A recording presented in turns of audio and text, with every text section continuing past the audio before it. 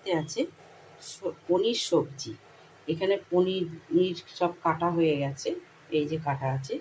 আর এখানে সবজি আছে গাজর, আলু আর বিনস আছে, ক্যাপসিকাম। আর এখানে আছে কাজু বাদাম, পোস্ত আর চালমগজ বাটা। আর এই রান্নাটা আমি সাদা তেল করব। কড়া গরম হয়ে গেছে, আমি সাদা তেল ঢেলে দিলাম। এরপর আমি এর মধ্যে একটু ঘি দিয়ে দেবো।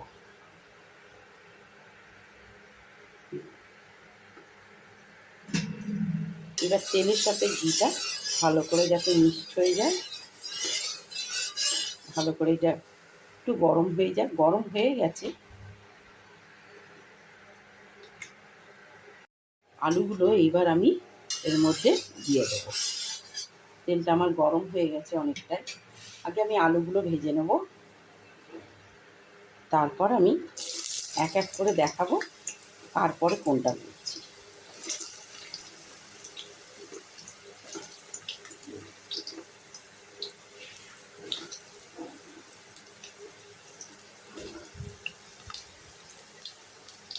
আলুগুলো একটু ভাজা হোক,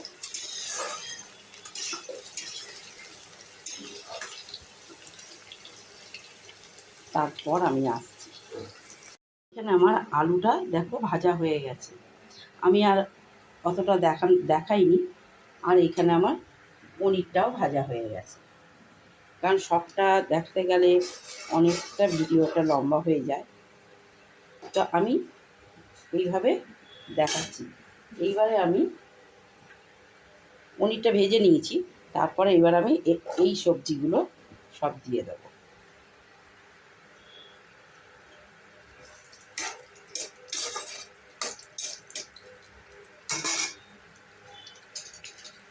একসাথে এই সবজিগুলো ভেজে দেবো।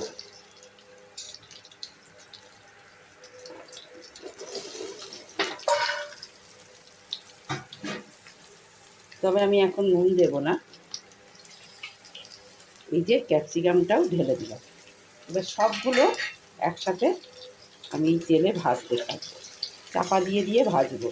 আমি নুন দেবো না, কারণ নুন দিলে জল ছেড়ে যাবে আর ঠিক মতন এটা ভাজা হবে না। তার জন্য আমি আর এইটাকে চাপা দিয়ে দিয়ে ভাজতে থাকবো। তারপরে কি করছি দেখাচ্ছি। এটা এখন হতে থাক আস্তে আস্তে।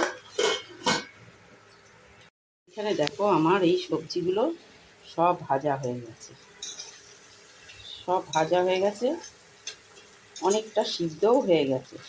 এবার আমি এইগুলো সব এক এক করে তুলে নেব।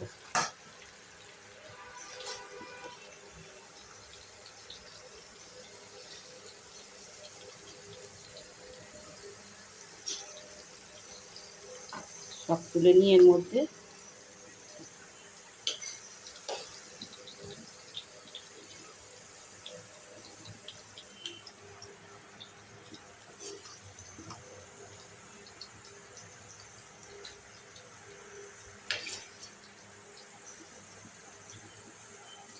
সব আমার এখানে তোলা হয়ে গেছে, সব ভাজাও হয়ে গেছে, সব তোলাও হয়ে গেছে। এইবার আমি এর মধ্যে কড়াটার মধ্যে কি দেব সেটা দেখাচ্ছি। এর মধ্যে দিয়ে দেবো কুচানো কাঁচা লঙ্কা। আর এর মধ্যে কিছু দেব না।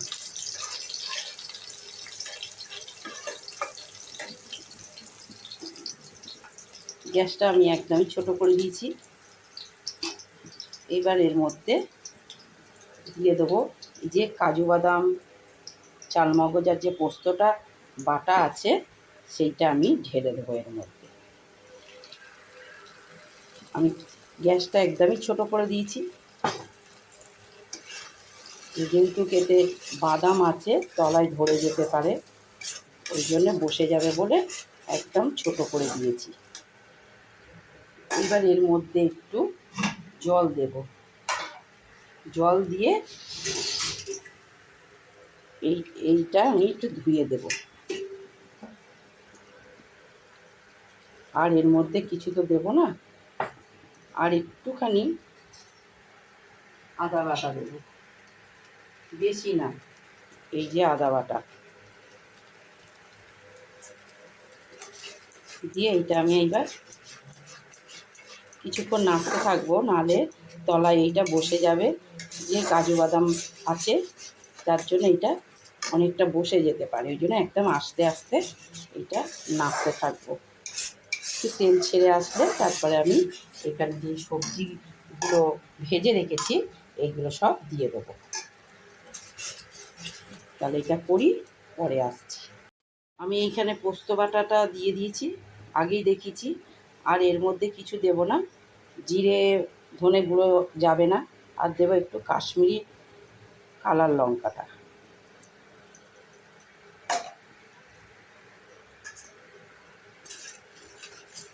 যাতে একটু কালারটা ভালো হয়।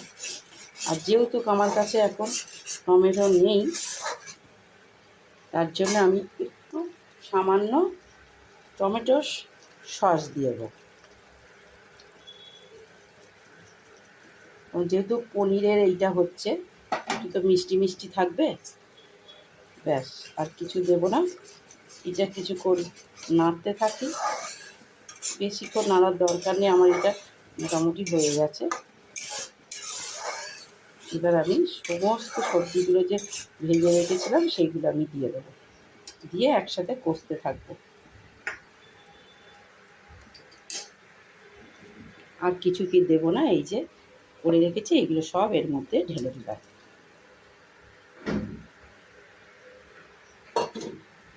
এবার এইগুলো সব শুদ্ধ কিছুক্ষণ কষতে থাকবো। গ্যাসটা একটু জোর করে দিই, একটু জোর করে দিয়েছি। এবার এটা চাপা দিয়ে কষতে থাকবো কিছুক্ষণ, তারপরে আবার আসছি। মোটামুটি এটা কষা হয়ে গেছে, আর আমি নুনটা কিন্তু এখনও দিইনি। এইবারে আমি পরিমাণ মতন নুন দেব, কারণ নুনটা আগে দিলে প্রচুর জল বেরোতো, জিনিসটা ভালো করে হতো না, জন্য এখন আমি এবার নুনটা দেব,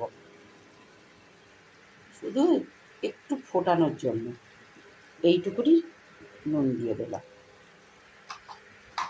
এবার আরেকটু নুনটা এটা ভালো করে নাড়িয়ে দিই। তলায় এইবার ধরে যাচ্ছে, যার জন্য আমি এখন নুনটা দিয়ে দিলাম, তাহলে নুনটা থেকে আবার জল বেরোতে লাগবে, তাহলে বাকিটা সিদ্ধ হয়ে যাবে। আমি কিন্তু এর মধ্যে বেশি জল দেব না, এইভাবেই এইটাকে আমি অনেকটাই সিদ্ধ করে নেব। আগে দিলে এইটা বসে যেত, জিনিসটা ভালো করে ভাজা হতো না। এখন যখন হয়ে গেছে আর এখানে বাদাম আছে বসে যাচ্ছে, এবার আমি নুনটা দিয়ে দিচ্ছি। এবার এটাকে নিয়ে একটু কষতে থাকবো, বেশিক্ষণ না।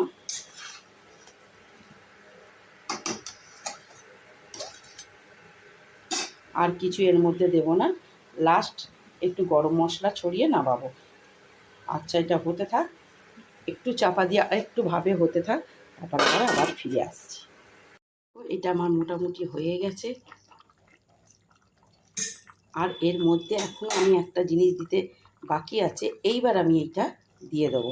এই যে পনিরগুলো ভেজে রেখেছিলাম, এই পনিরগুলো এইবার আমি দিয়ে দেবো। আগে যদি দিতাম তাহলে পনিরগুলো সব আমার ভেঙে যেত, বেশি নাড়াচাড়াও করতে পারতাম না, আর তাহলে আমার গোটা গোটা থাকতো না এই পনিরগুলো। এইবার এই পনির দিয়ে হালকাভাবে আমি নেড়ে দিলাম।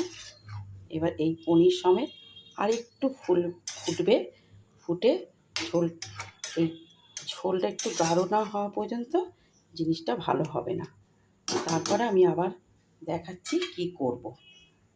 এবার আমি খুলে দেখব কতটা কি হয়েছে।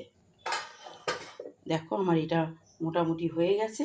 আমি এর মধ্যে একটু গরম মশলা দিয়ে দিলাম, বেশি দেব না, একটুখানি দিলাম। আর আরেকটা কথা আমি বলতে চাই, এর এর এর মধ্যে আমি আরেকটু এই যে গাঢ় করার জন্য আমি ঝোলটা যাতে আরেকটু সুন্দর হয়, তার জন্য আমি 1 চামচ ময়দা গুঁড়ো দিয়েছি, সেটা তোমাদের দেখানো হয়নি। আর আমার ইউটিউব চ্যানেল আছে, আমি এটা কালকেও বলেছি। আমার ইউটিউব চ্যানেলের নাম ঘরোয়া বাঙালি। যারা আমাকে ফেসবুকে দেখছো তারা আমার ইউটিউব চ্যানেলে গিয়ে আমার ভিডিও দেখতে পারো, আর সেখানে আমাকে সাবস্ক্রাইব করো। আর যে লাইক কমেন্ট তো করতেই হবে।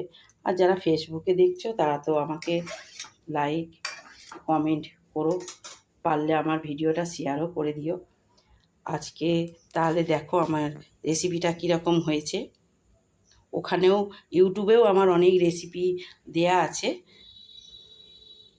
আর কিছু বলার নেই। তোমরা সবাই সুস্থ থেকো, ভালো থেকো, আর ভালো লাগলে একটা লাইক করো, কমেন্ট করতেও ভুলো না। শুভরাত্রি।